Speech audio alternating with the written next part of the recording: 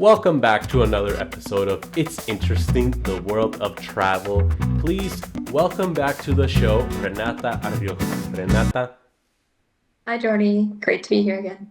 yeah, no, the pleasure is mine. So today's episode theme is all about Lil, and how does that sound to you? Sounds great. Happy to talk about it. Right on. So my first question is, can you please tell me a little bit of the history on Lil? Thank you very much. Sure. So Lille is located in northern France. It's in the region called Hauts-de-France. It's near Belgium's border. It takes approximately an hour to get to London by train in the Eurostar. It takes 30 minutes to get to Brussels from Lille on train and 1 hour to Paris. It also takes 1 hour and 30 minutes to get to Bruges. Then it takes 1 hour to get to Ghent and 3 hours to get to Amsterdam. So it's a very northernly regional located area in France. Um, Lille is very interesting because it has a very diverse history. So first, the Spaniards were there as they conquered the Netherlands. Then it was the Flanders, which are now the top part of Belgium. Then it was the Burgundy family, which was part of France, but it wasn't technically yet France. And then it was Louis the 14th. He wrote a declaration and said, Lille is mine. So Lille went through very different cultures, all in the span of its life. It's very diverse. Then for their Lille is very popular because it's very industrialized and has a lot of textiles. So it's very diverse, very interesting. It's been through a lot of changes. And Lille's population is 1,515 and 61 people that live there. Lille is very interesting because just like Toronto, it has a GTA. So when I say the 1 million, that is including the GTA. That's like areas that are called Roubaix. There's also a little, like the little small towns, they also count as Lille. So it's the fourth biggest city in all of France. And it's a very international place. There's 9 universities there. So it's a very nice international place that is very close to all really good locations. Yeah, no, so talk about a history. You went from Spain to families to then, you know what, Louis the 14th, he said, nah, Lille's now a part of France. Mhm. Yeah, no, that makes sense. Yeah, talk about history. Oh boy. And then Yeah. my other question is, what's one thing about daily life in Lille that you didn't appreciate until you left? I feel like I did appreciate everything, but the things I really miss now that I wish I had were like the food or like the bakeries, the boulangerie. I very much wish I had a boulangerie near me that I could just buy a cheap croissant from that was so good. I very much miss having really good cheese. I really should have eaten more. I should have eaten brie every day, especially because brie comes from the northern part of France. So the brie was super good and it was super fresh. I wish I would have eaten more. Then also maybe I would have like the wine, the cheap prices of wine. I miss that. I also miss like I miss like the metro system and being able to take trains and being able to be like in a new country in less than an hour. Especially since I was so close to Belgium, I can be in Belgium in 45 minutes. So I miss that aspect. I miss being able to see my friends that I knew there. So I miss a little bit of it. So overall, you missed a lot of bakeries and a lot Yeah. of places to drink. Yeah. Yes. Oh, I do miss the red beer. I love that beer. So I very much miss it. All right, sounds like a fun time that you had in Lille. And then, what's a local tradition or festival in Lille that outsiders rarely know about but absolutely should? Why should they know about it? And what is your experience from visiting those attractions? So I would say that there's two. So the first one I would say is the first one I experienced that's called the boulanger, no, not the boulanger, the braderie, sorry, they sound similar. Hmm. Braderie. So that one is very interesting because I feel like it's very local to Europe, like Europeans would know it, but not anyone from North America. Hmm. So braderie is what is called, so it's the biggest flea market in all of Europe. And so there'll be streets and everybody set up with their stands, almost like a garage sale, but it's more antique stuff. And so that's what you do during the day. During the day, you tend to go shopping, you buy some antique stuff, and then at night, it turns into a crazy city. And everybody's normally what you do is you eat mussels and you drink beer and you're just out partying. And it's very much like I very much saw the similarities of the Calgary Stampede, not with the cowboy aspects, but like with the people are drinking. It's a fun little crazy time. It's you only experience this once. It's feeling that you can't describe. So I think that one was one of them. Then I would say the second one is the Christmas market in Lille. I have never seen Lille be transformed like that. First, the decorations are beautiful, but I've never seen like it have so much, besides the braderie, have so much spirit, have like it always be busy, always people are always talk, like always they always meet at a Christmas market. It's a lot more social. So I think those are the two most important the most important like things that Lille had. So, in summary, uh, just like a market and then a Christmas market. Yes, I think those two markets very much define Lille. Yeah, no, that makes sense. And then my other question is which hidden spots in Lille, whether it be a cafe, street, or viewpoint, felt like your place? And why did it matter to you? So I have a hidden little spot that I think at my spot that I think defined like is very important to me was a little boulangerie near my school. It was called Le Petre, I think that's how you say it. Probably not, but that's the way I said it. It felt like my place because I would only notice locals there.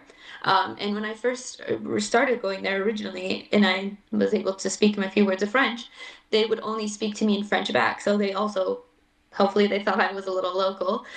So just felt like a very local experience and not like there was never anyone that really spoke English there. So that made me feel like it was like a cute little place in Lille and it was never super busy. But it was so good and it was so cheap. And they have this thing, the thing that made me realize that I was like, oh, maybe this is like my little area, is we have this thing in Lille that's called gaufre, so it's like waffle, but it's like a special one in Lille. It's called gaufre à la vernis. I think that's how you say it, which is a very famous little treat. It's just like a waffle shaped like a square almost.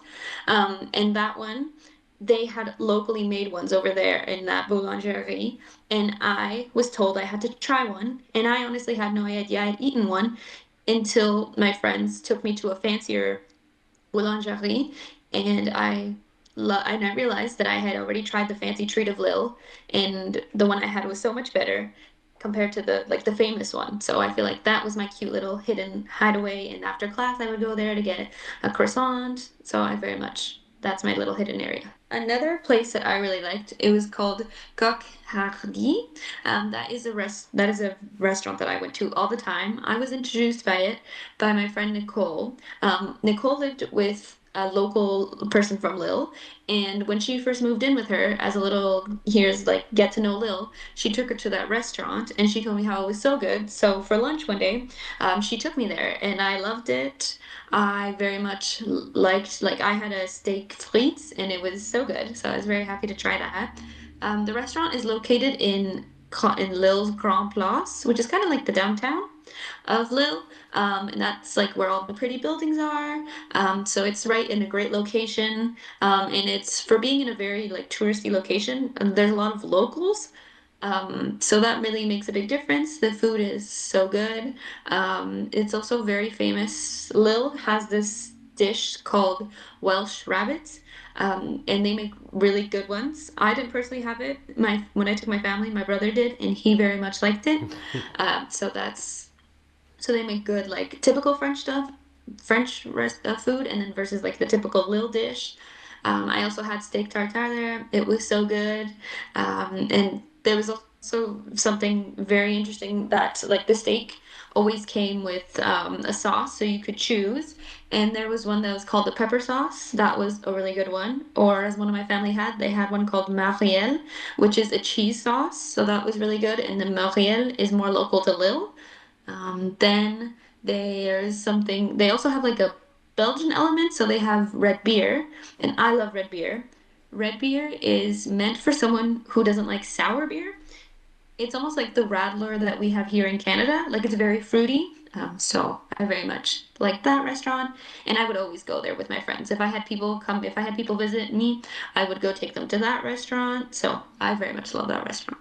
Yeah, no, so that's interesting. So this restaurant where you said were only local Boulangerie. boulangerie, where you said only locals would base it was your spot to get away from like almost everything, or like It was almost to feel local, to feel to local, feel like if I was a local person that lived in Lille. to feel that you weren't a tourist. Yes. Yeah, no, that makes sense. Yeah, no, thank you very much. And well, that was great and all. Thank you very much for joining me on today's episode of It's Interesting, the World of Travel, Renata. Yeah, happy to help you. Yeah, no, thank you. So, I will maybe see you next week in person, or we don't know what's going to happen next week because it's reading week for both of us. That is true. Yeah, so once again, thank you very much for joining me and goodbye. Bye. Welcome back to It's Interesting, the World of Sports. Once again, I am your host, Jordi, and today I'm going to talk about a few sports topics, that being the Super Bowl, the Olympics, MLB spring training, and of course, the FIFA World Cup. So let's get this out of the way. The Super Bowl, the Seattle Seahawks got their revenge from Super Bowl 49, beating the New England Patriots 29-13. Sam Darnold becomes the first QB from that 2018 draft class, the QB draft class, to win a Super Bowl before Lamar Jackson, Baker Mayfield, and Josh Allen. Mind you, he was considered a bust besides Josh Rosen, and Lamar Jackson and Josh Allen, they've both won MVPs. Lamar is a two-time MVP, but man, the Seahawks dominated that game. Specifically, the Seahawks defense. They were they beat up Drake May, who, mind you, it was in his second season, and a lot of people, they were kind of getting the whole, oh, this is the beginning of the New England Patriots dynasty all over again vibes because Tom Brady, he had a similar situation where after finishing with a negative record, he won the Super Bowl. And now same thing with Drake May, as then Drake May, the New England Patriots went 4-13, and then they made it to the Super Bowl, which that is crazy. And on to the Olympics. Canada has 4 medals right now, as we are seeing. That is being three of bronze and one of silver.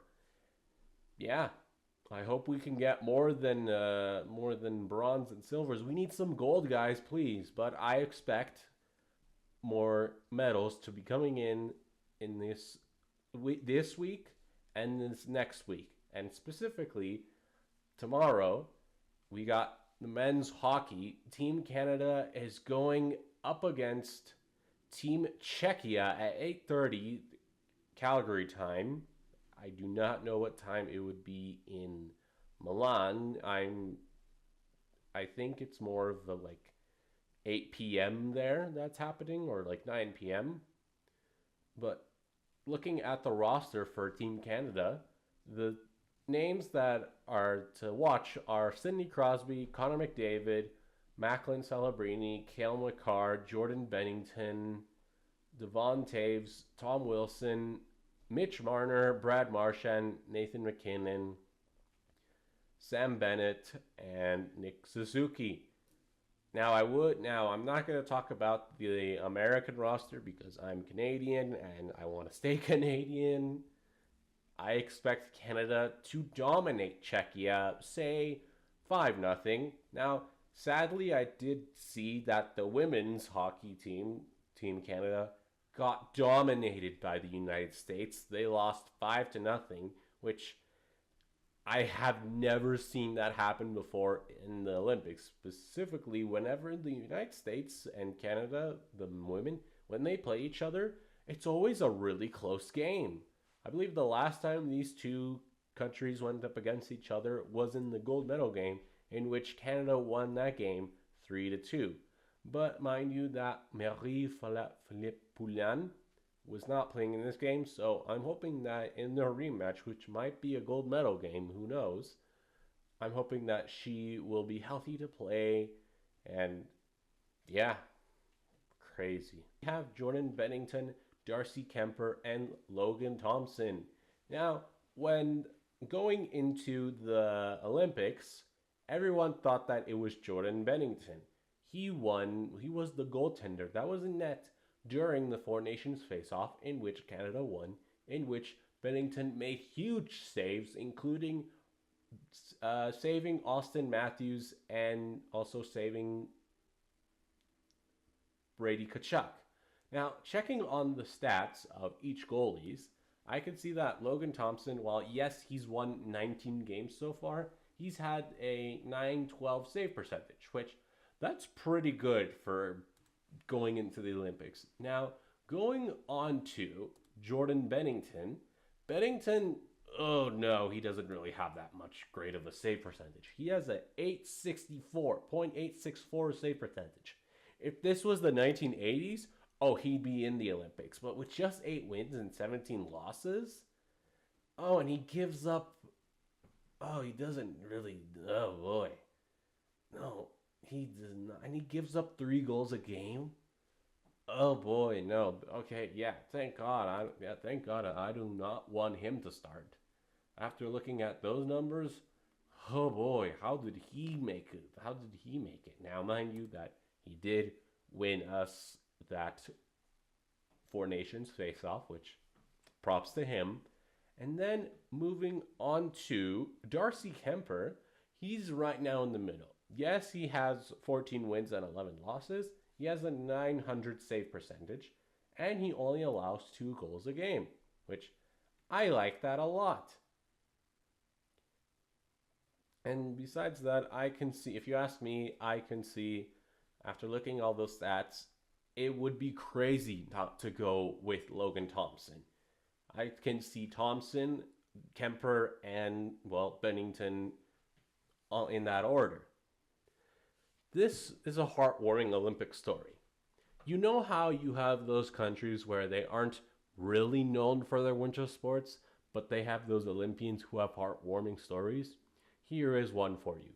Mexico is one of those countries that are competing in the Olympics who they don't really have a person who you could say that is better than other countries from the likes of Switzerland, Norway, or Canada at winter sports, but they have a heartwarming story to share. Sarah Saffler, who has competed in the Winter Olympics starting back in 1998 till now, has represented for the United States in the past, but this time she is representing Mexico. And she is not alone. Her son, Lassie Gaussiola, is also representing Mexico, making it the first time that a mother and a son are competing in the same Winter Olympic Games. Oh, and then one final Olympics note. There was a student from Canada who went to a university in Quebec who asked their professor for an extension for an assignment that they had to do. And the professor, he did put that extension in, and if I believe in what I saw in the email, the professor said, please win a gold medal, thank you. Funny enough, the professor created an Instagram account and posted that email on his Instagram account. That is wonderful. Talking about, moving on, now we got the MLB spring training soon. The Blue Jays are playing soon. And I believe Anthony Santar, who was injured last season, he's supposed to still be injured, but he's out for 2 to 4 months. But I am hoping that he is able to play this spring training and, well, regular season, which we needed him during the World Series, as in we could not figure out Yamamoto. We could figure out Otani, but we could not figure out Yamamoto. The guy was amazing. Oh, and this one's more of a sad news. Buck Martinez retired. After a pretty long time of commentating for the Blue Jays, Buck Martinez has now finally retired as the World Series was being his last time that he commentated. I just wish that the Blue Jays won because at least he would have gone out, not with a whimper, but with a bang. And my final topic is the FIFA World Cup, which is coming in June 11th to July the 29th. The first countries that are, this is the first time this is ever going to happen. Canada, United States, and Mexico are hosting the World Cup. That is the first time in World Cup history that three nations or countries are going to host the World Cup. I know that Canada, their two games, they're actually going to play in Canada, that being in Toronto and Vancouver. The final is going to be in MetLife Stadium, which I hope that, look, if I win tickets to go see that, I am going because watching the FIFA World Cup final and or just like a regular game, that is one of my to-do things in my life before I die. That other being watching a UFC fight. Although interestingly enough, some people they're complaining about the prices. Like there was one time that I looked at the prices for a game, and it was for a regular game, mind you, and it was for like $2,000, which is astonishing because I heard when it was the World Cup in Qatar, the prices were only up to what, like $100, which that was crazy. Now I do know that the FIFA World Cup final, I think that the prices are going to go up to say $50,000 or maybe even less, like 30,000. But still, that the prices are huge. And yes, and yeah, that's all I have for today. Thank you for joining me on today's episode of It's Interesting, the World of Sports, and I will see you next week. Goodbye. Welcome back to It's Interesting, the World of Money. Please welcome back to the show, Ricardo Estrada. Hi, Jordy. How are you? Yeah, I'm doing good. The pleasure is mine myself. So today's theme of the episode is mortgages, and you are an expert in mortgages, are you not? Well, that's what I did for a living. Now, I have to caveat this with I did commercial mortgages, or very, very large mortgages, not personal mortgages. But yes, I'm familiar with the, regular retail mortgages. It's interesting. Mortgages I could get, anything. Yeah. Interesting. So here we go. My first question is, what is a mortgage and what is its main benefits of this loan? A mortgage is basically a loan secured by real estate. Uh, and in our case, in our conversation, is a loan secured by a house. It could be a house that you live in, or it could be an investment property. Okay. The loan, of course, is secure. That guarantees the house. And if you default on it, you stop paying, the bank will take the house back. It's the collateral, that's the security. So it is usually a long-term commitment. Uh, the regular period is a 25-year amortization, and I guess we can talk about that later. And it's there's two kinds of mortgages that you can get. An insured mortgage. There's in Canada, there's something called the Canadian Mortgage Housing uh, Yeah. Corporation, which is CMHC, and that is basically something that the government indirectly guarantees the loan from any default. And any loan that you can give a deposit or down payment under 20% of the purchase price needs to be guaranteed by CMHC. If you put down 20% or more as a down payment, then uh, you don't need CMHC guarantee. So basically, mortgage is a loan to buy a house, and the security guaranteeing the loan is the real estate, the house itself, So overall, it's a loan that's secured. secured by the real estate. Yes. Secured by the real estate. Yeah, no, that's really interesting. And it's important to know that this real estate or this mortgage is registered on land titles of every province, Hmm. right? That's what the security is. If you look at the title of the home, you'll see there in first place a mortgage, right? And they have priority. They have absolutely first priority over the asset in case of default. That's the guarantee for the house. Yeah, no, that makes sense. Thank you very much. My other question is now a good time to buy a house in Alberta and why? Well, I guess there's it's always a good time to buy a house. After all, everyone needs a place to live, Fair enough. right? You everyone needs a place to live in, and I guess the difference could be should I buy or should I Rent. keep renting?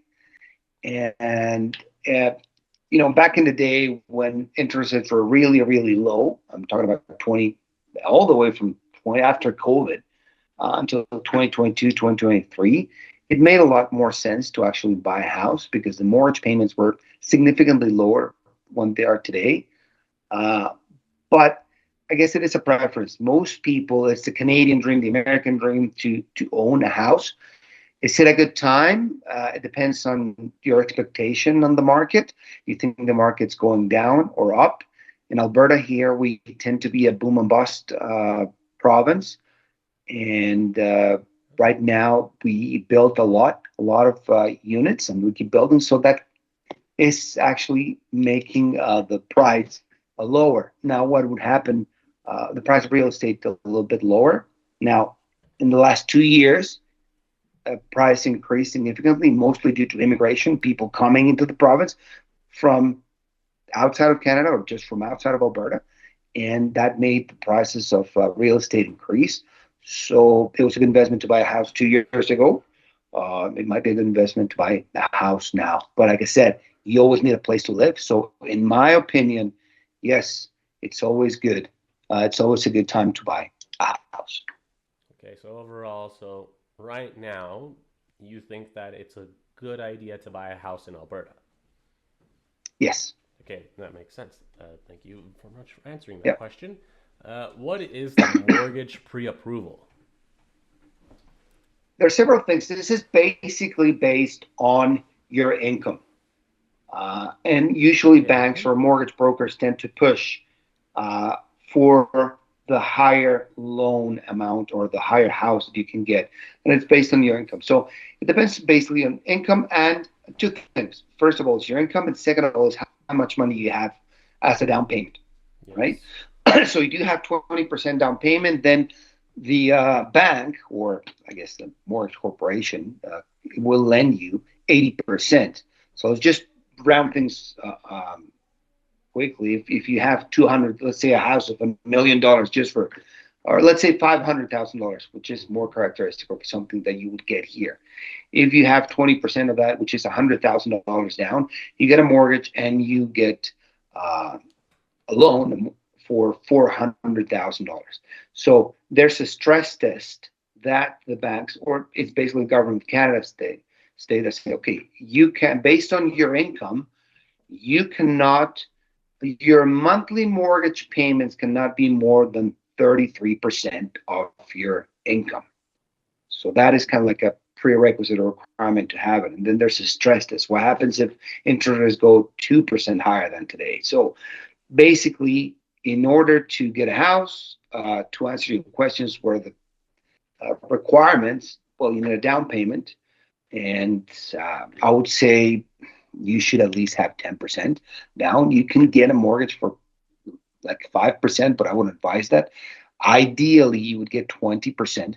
You have 20% down to put a down payment and get the 80%. And then just based on your income, see if you can actually make the monthly mortgage payments.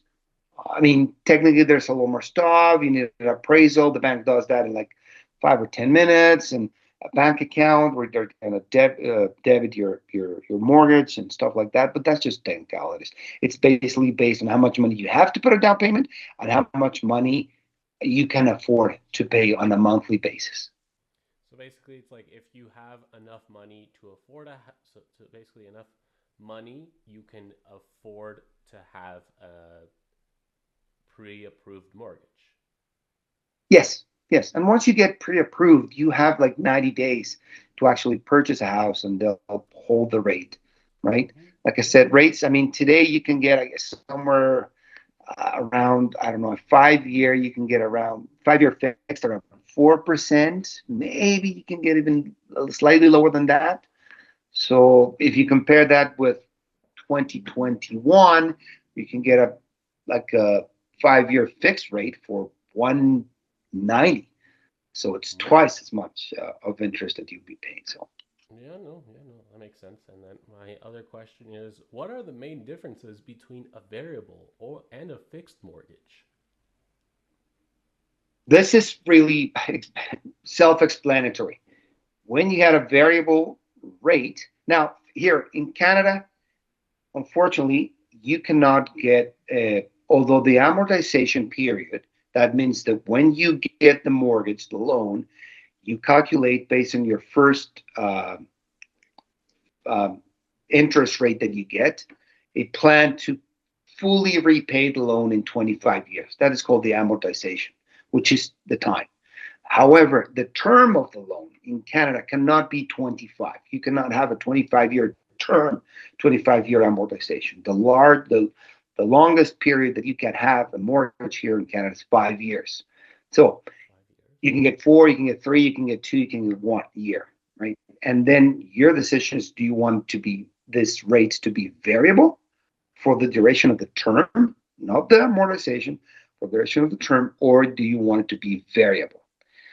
If you believe, like I guess in this day and age, and this year, I guess 2026, I believe that the Bank of Canada will cut the rate maybe 1 or 2 times, then you're better off. And this is not a, a recommendation or financial, just my opinion here, with a variable rate for 1 year. But if you think that rates are going to be stable or even increase, you would go to the fixed rate. So the difference is exactly what it reads.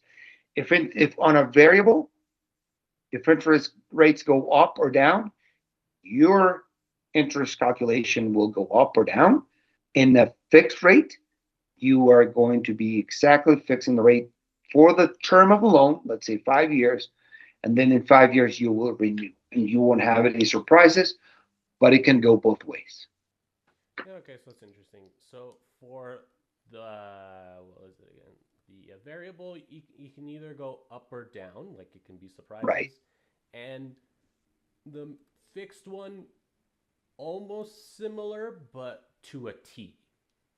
Is that correct? Yes, you're not going to make no changes in your rate for 5 years. Yes. Okay, that makes sense. Yeah. No, thank you very You're much. And fixing it then for my five final years. question Some is, people, most people like to have the safety or security of, I know how much I'm going to pay every month and I know how much you're going to pay in interest every month.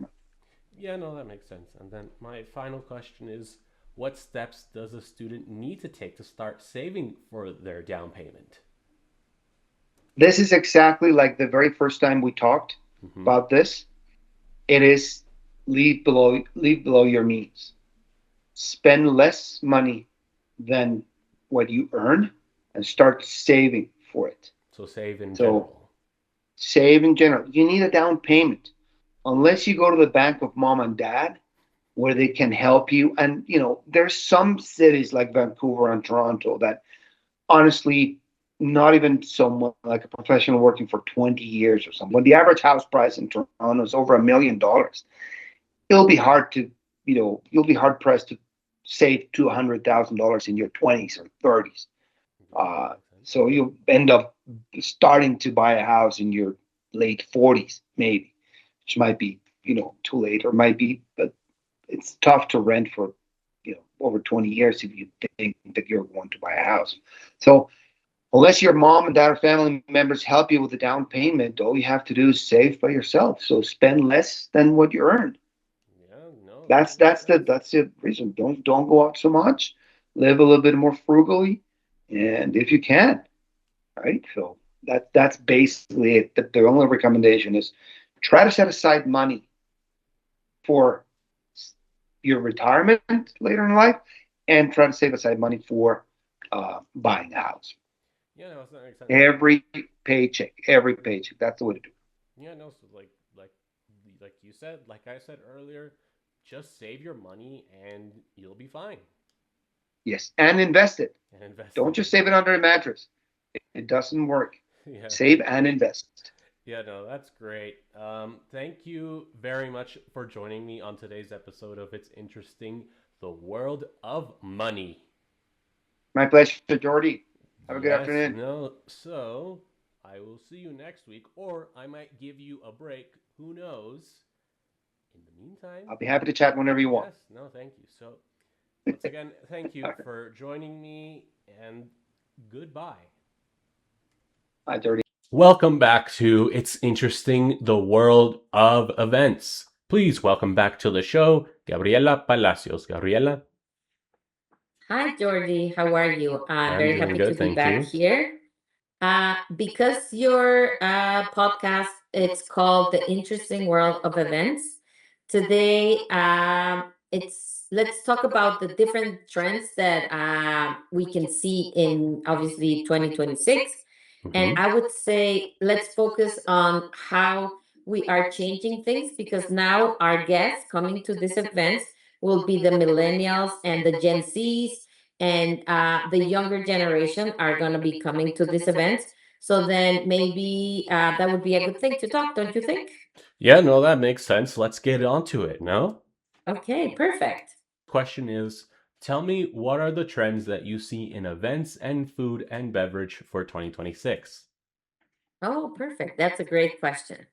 So I we're seeing very different things that what we saw last year. So the first one would be that there are a lot of events that are asking for separate bars than the regular bars with mocktails. So right now, mocktails are a big thing because a lot of people don't drink alcohol. They don't want to drink alcohol. So we create a special bar and we can even call it mocktails, or sometimes people like to call it zero proof bar.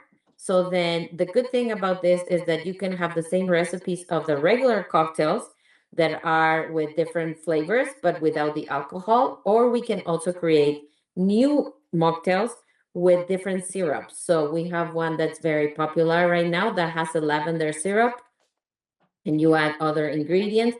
You can also do very cool garnishes to those. So that I would say it's a big trend. We also have obviously the alcoholic bars, but a trend for this Mhm. year would be the mocktails. And in terms of food, we have a lot of people that obviously, as you know, have allergies. So what they ask us is to create kind of the same menu, but with zero gluten or zero dairy. So if you have a very nice tart, for example, I would say an apple tart, instead of having a regular apple tart, the actual shell of the tart is made of almond flour. And instead of having regular whipped cream, you will have coconut whipped cream. Another thing that it's very popular right now is that the juices need to be very fresh. So almost like made right there. And a trend that we're having here in the hotel that is very cool, I think, is that you know how the breweries have the flight for beers, we have flight for juices. So that's very cool because you can have like 5 or 6 different little juices that you can try on. So I would say those are the trends for food and beverage. So basically, non-alcoholic drinks overall. That is correct. Yeah. Yeah, no, that's Mm-hmm. really interesting. Then Mm-hmm. my other question is, thank you for answering that question. My Mm-hmm. other thing is, tell me about the most stressful event you had. Oh my God, the most stressful event that I've had, I would say that it happened almost 4 years ago.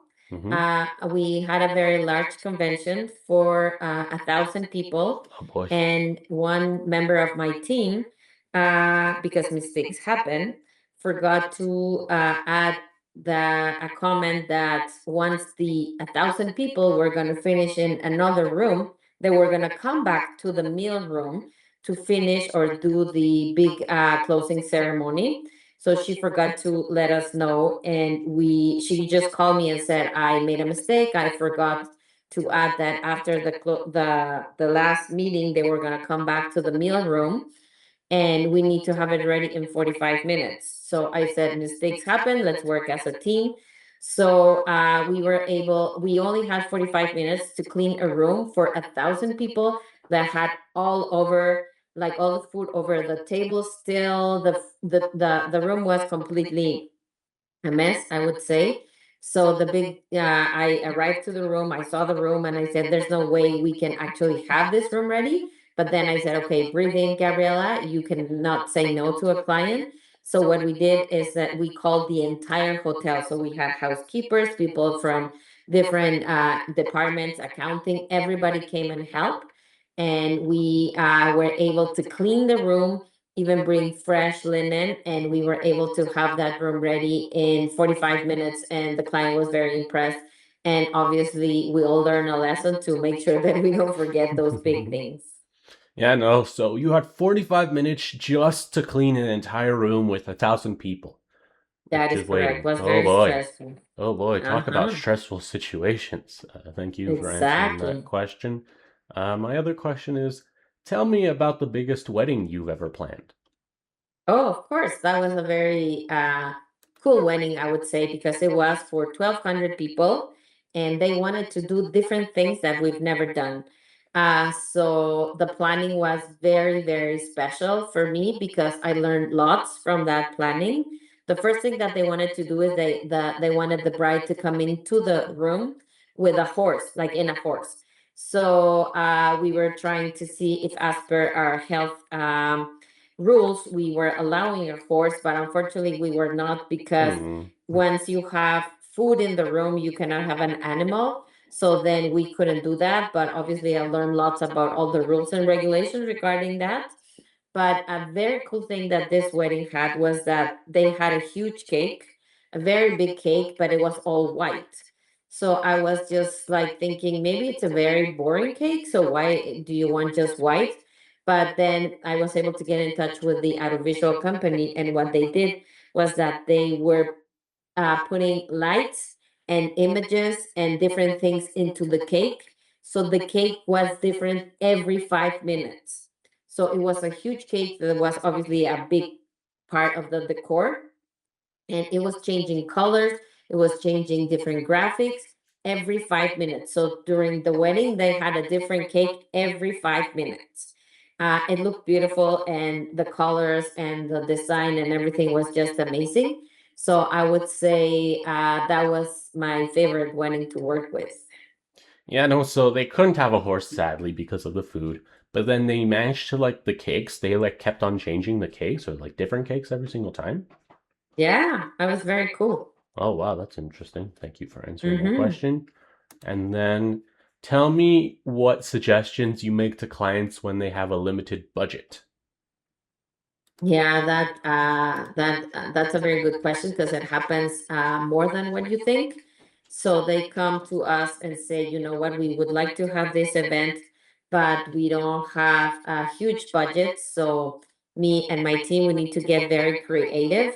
I would say the first thing that I would suggest is to always ask the venue where you're having the event what complimentary items you can get from them, because sometimes people forget to ask that question, and we usually have on the back a lot of cool things that we can bring. So um, if you have linens that you usually don't use but they're in good shape and they're very nice, you can ask that. Centerpieces is another thing. But when you have a limited budget, I would say you need to be very creative with the food and beverage, because the food is something that, if you think about it, sometimes the little tarts are very expensive because the ingredients that they have. But instead of having little tarts that won't be very filling for the clients, I would say try to use or be creative and ask for a slider. So if you have a slider, like a little slider, that's going to be more filling, and sometimes it's cheaper to have that. I always say they try to go to things that are very simple. So instead of having a very fancy dessert, if you ask for simple squares or brownies and cookies, they will be cheaper, and they will make your guests feel like as they ate lots, and they won't see that the budget is very limited. Yeah, no, so basically just small foods that will fill people up. That's what That you're is saying. correct. Yeah, no. Mhm. So that's interesting. Okay, so great. That's great. Thank you very much for joining me on today's episode of It's Interesting, the World of Events. Of course, anytime. And also thank you. Okay, goodbye. Thank you. Bye. Bye.